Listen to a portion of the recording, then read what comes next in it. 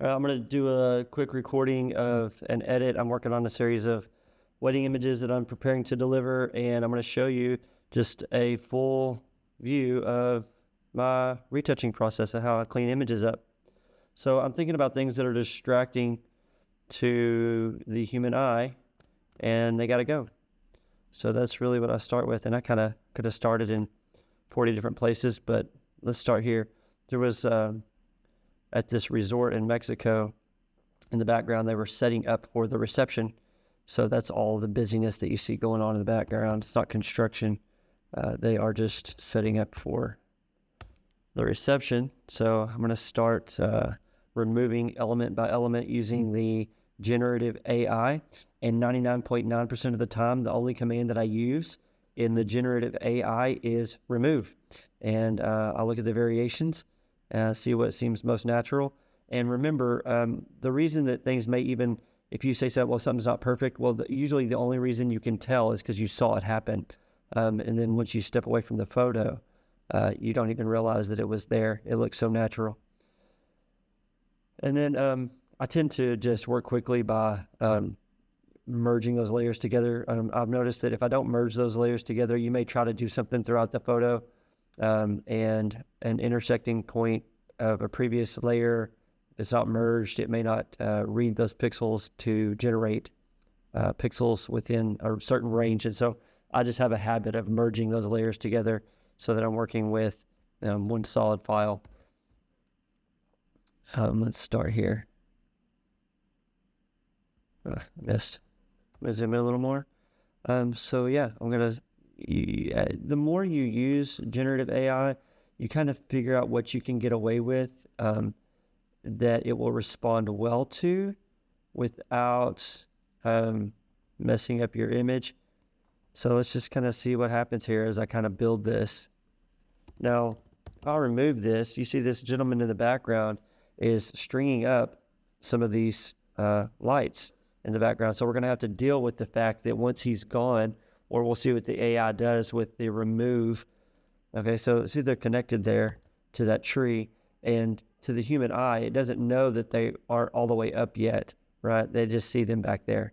And so actually, if that's not very pleasing to the eye, that set of string lights is so low, we can just remove them, honestly, because it may be unnatural that he didn't have them strung all the way up yet. So we just remove them as well as we maintain the integrity of the scene.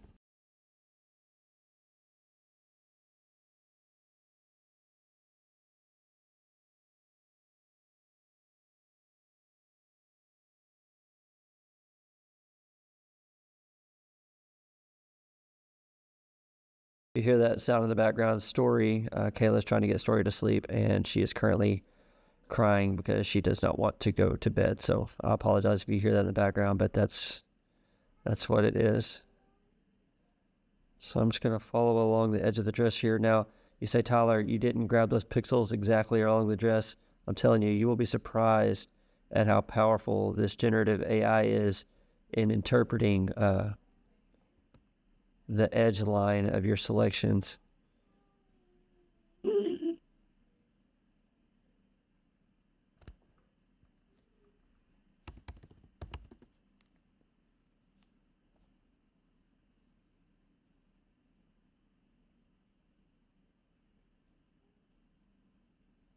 Awesome. Check that out. So now we got a little issue here with the sleeve. I'm not too concerned about it. We can easily fix that.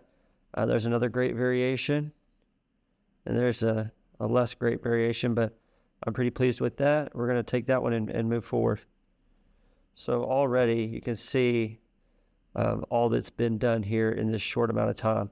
Now I'm constantly thinking about distracting elements, and so I see this empty black space here that is not uniform with the rest of the shrubbery that is here along this bridge. So let's try to fix that.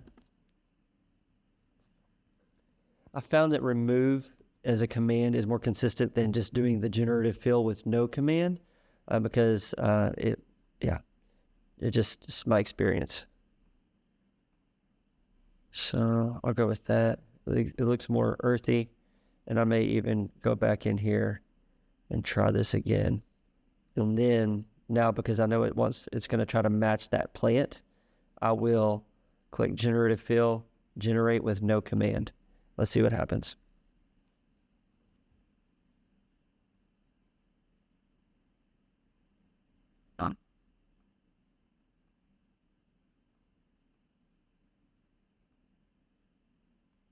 Okay, I'm okay with that. Now, these elements right here are distracting because they're messing up the continuity of the smoothness of this bridge. And so I'm going to see if I can get rid of them.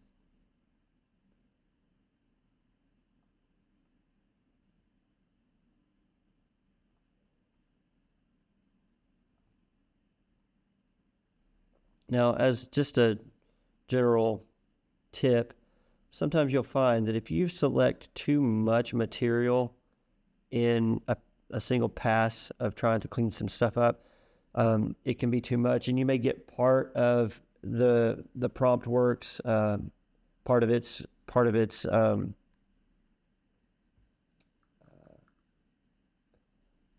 output may work and part of it may not, and so you may have to kind of ebb and flow with the amount of material that you tend to work with in a single selection. Sometimes less is more is what I'm trying to say.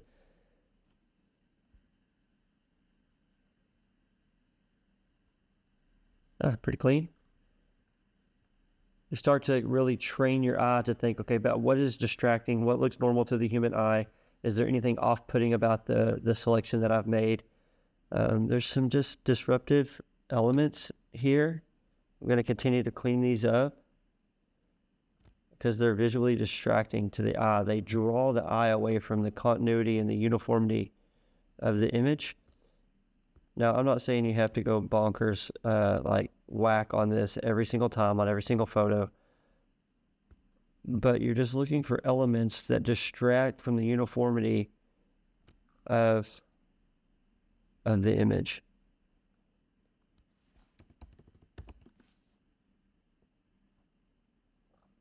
All those little elements are doing something to the human eye, the viewer's eye, as they're in the frame.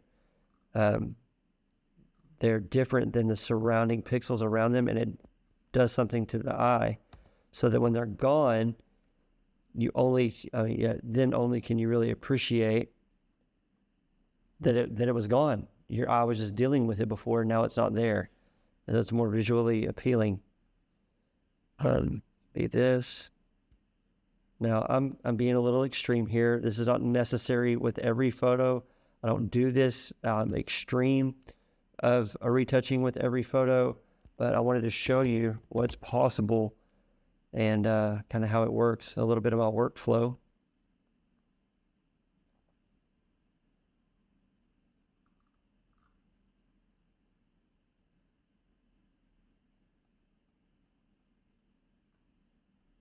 Now, there's a lot going on over here. Over here in this corner of the photo, there's a lot going on. So I might try to see if I can minimize all that's going on over here in this section of the photo. Let's see if we can get a rendering that minimizes how busy this portion of the photo is.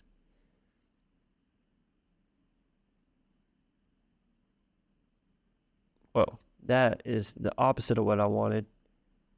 So that's more uniform right there. We still see green tree coverage, but it's less busy with less elements. That's more busy. So there we go. I like that one. We're going to keep that. All right. So now let's move into the subjects here and look at a couple of elements that we might work on.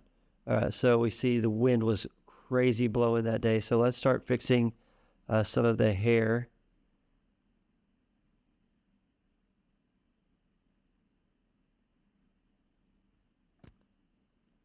So I'll start there. Let's try to get some of this hair in here. So I'm holding shift. I made the first selection, held shift, then made the second selection. So it selects it all as one prompt. It's going to deal with all of that in the same prompt. All right, you can see I'm going to go with that one. It's a good look, and I'll continue to refine it as I clean up some more of this hair. Now, we don't want the hair to look too perfect, right? I mean, it was a windy day. Her hair is obviously being blown backwards by the wind. If you start getting too weird with this stuff, you can really start to disrupt the nature of the image, and it can get weird. So we're not going to like try to remove so much of her hair to put it over her shoulders or anything like that. We're just going to make it more natural to where it's not distracting to leave the flyaways on there. And people are like, the viewer would be distracted by the flyaways. There we go. Now we're going to deal with the flyaways on the face. We can grab all around the eye here.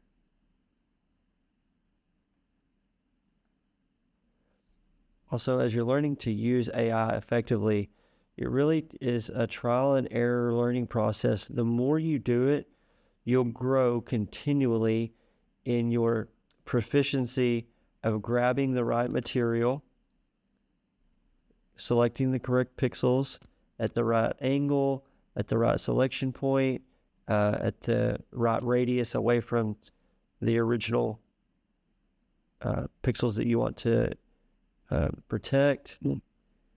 You'll be able to grow in your proficiency of that. And also, I'm grabbing a lot of material right now in a very dynamic area such as the face. So there's a good chance that I could have, this could come back to bite me and I'll have to do a full redo. But let's give it a try and see what we get on our first shot. These are just hairs being blown around by the crazy wind in Mexico that day. Let's go ahead and get rid of some of this discoloration here. I'm really going on with a huge selection here. This is more than I really ever do in a selection, but let's see what happens live here.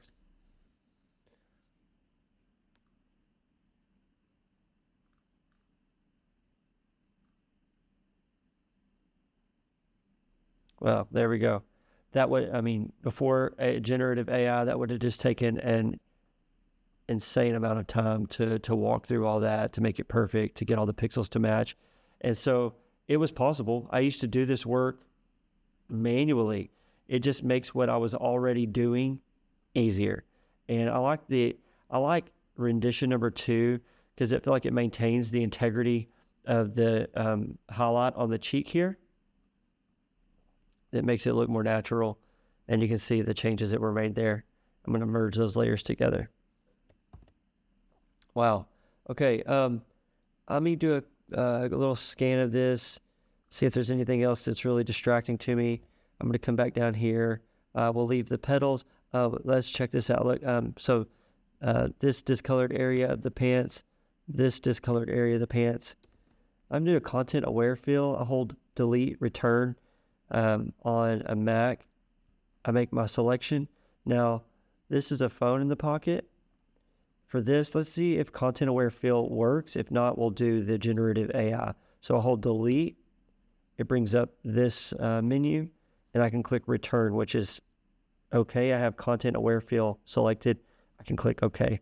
Now, I'm not crazy about how that worked. So I'm going to Command Z back to my selection, click generative AI, type in my prompt, remove, click enter or return, and let it do its thing.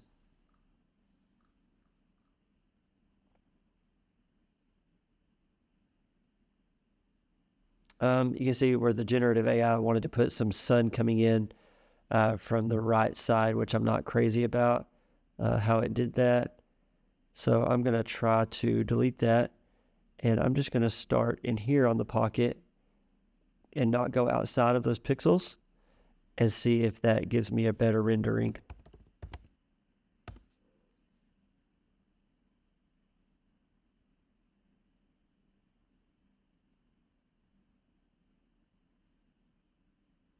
Not bad. Still don't like how it's trying to add that sunlight coming in there, but it's still better than a phone. So I believe that's an upgrade. Let me get rid of this little color on the ground.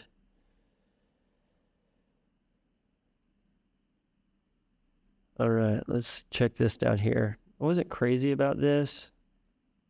While we're at it, there's that.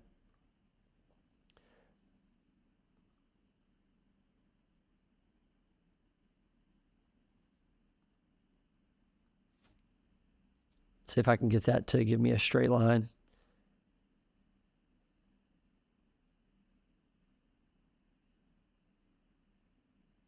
Nope.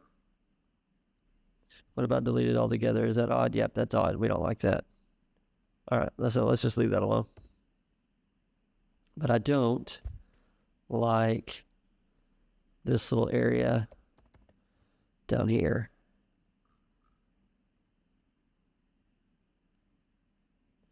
Make sure that's nice and clean. And there was sand right there, so it's not like it's unnatural for that to be that way.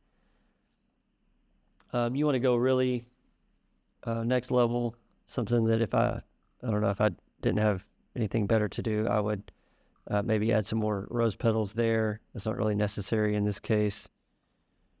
I'm going to clean this up with the clone stamp tool. I'm not going to mess with that AI anymore right now because I want to just securely know that when I click this, I know that I can clear this out. And I click my source point, and then I just drag down and click. All right, I'm not going to clean that up. So if you wanted to add flower petals, something you could do, and you wouldn't want it to be too uniform, you can actually use the object select tool. Well, this can. I would.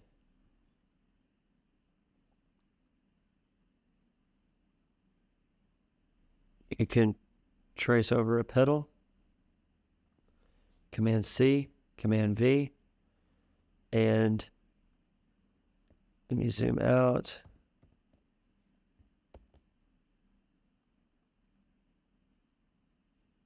So there it is. I think it's gonna sit right on top. Yeah, you could even scatter more rose petals, and you would want to get a variety. I'm not going to do that now.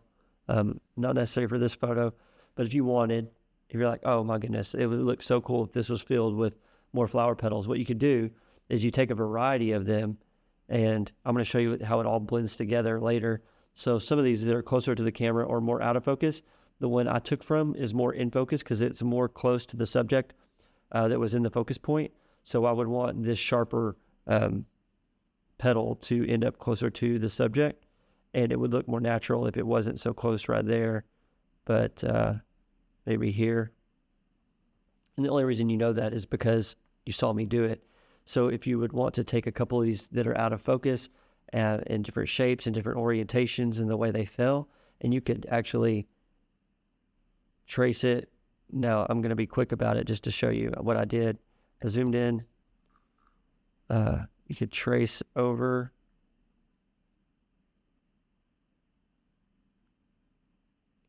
the shape, Command C, Command C. Why is it not? Oh, I had the wrong layer selected. Let me make sure my native layer, my home layer is selected. And I'm doing this really quickly just to show you that it's possible. Command C, Command V. Now I'm going to grab my move tool, and I can drag that elsewhere in the image. And one by one, if you wanted to do that, you could fill this space with more rose petals. That's a possibility, okay? So let me zoom out here. I'm pretty satisfied with everything else. I'm really being extra now, making that more uniform, making that more uniform.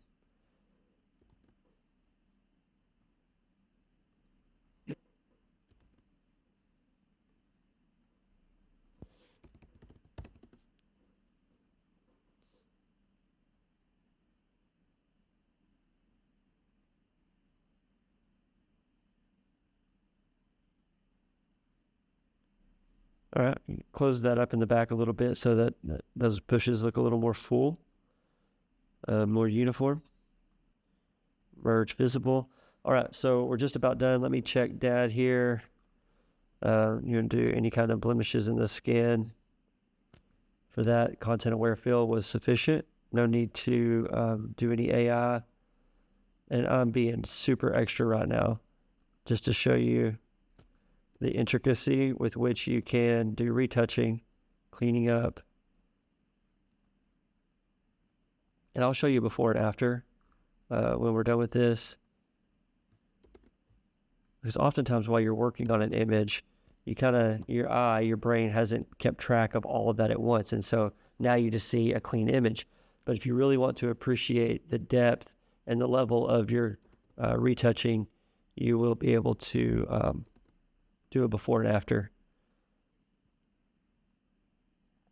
All right. So the last thing I do is, so you could even delete this fellow here if you wanted to.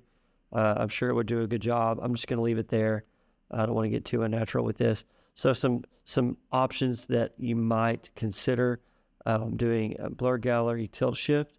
This helps, and I'm going to talk about doing it subtly, very subtly, where I draw the in focus boundary to the edge of the face.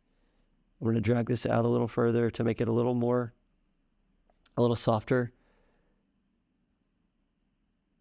Pump up my grain just a little bit to give it some body.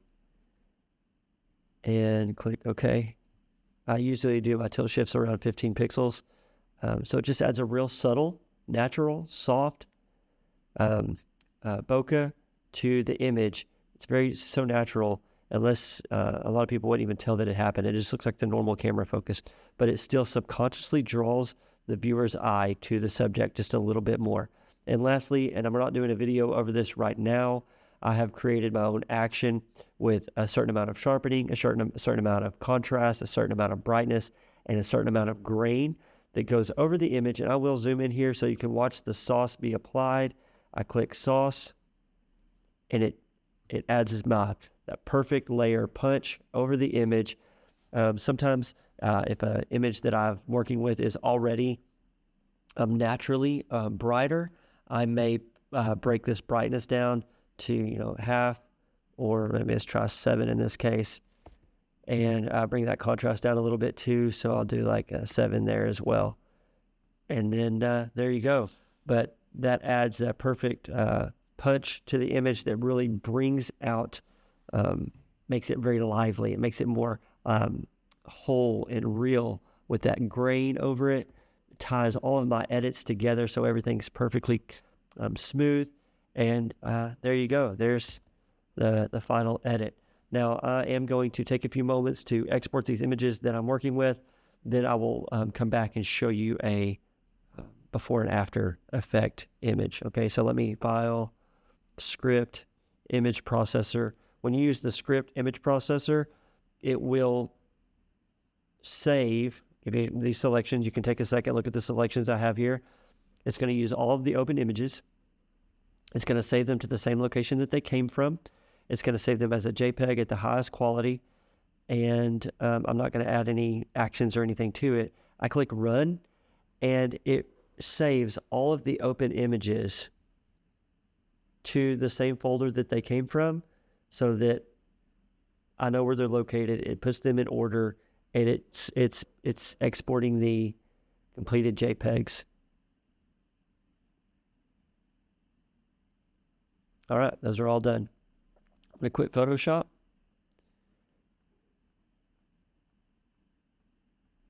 Now those are already saved, so that's why I can click Don't Save.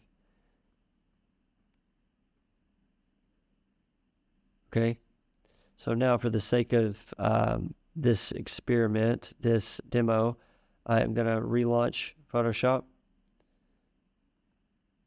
and show you the before and after. Now what I'm going to do is I'm going to open the original.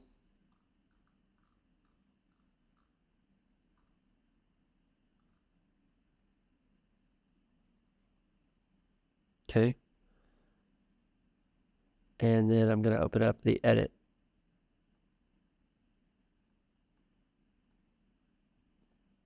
Now the edit was put into the JPEG folder of the exports.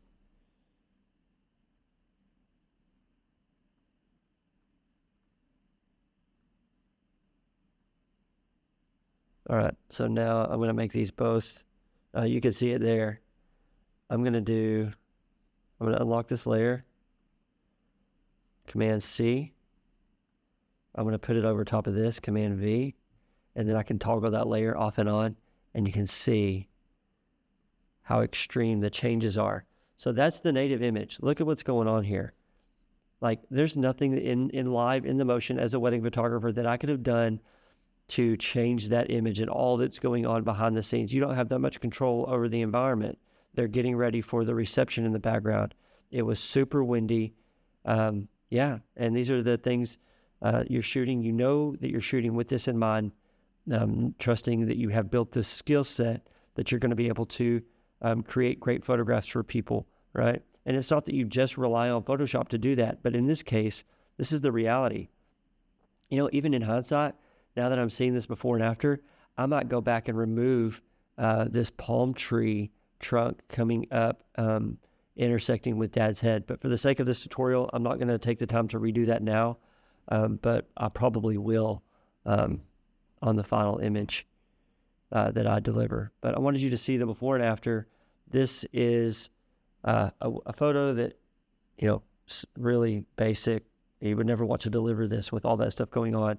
And then the cleanliness and the pleasing background that you now see that gets delivered to the client. So hope this was helpful for you, kind of open your eyes up to kind of what really goes on behind the scenes that people may not even realize is a possibility, and also gives, if you're a client and you're watching this, you're kind of getting a insight into the workflow that goes into your wedding photos and the care that goes into them. So God bless you all, and have a good evening.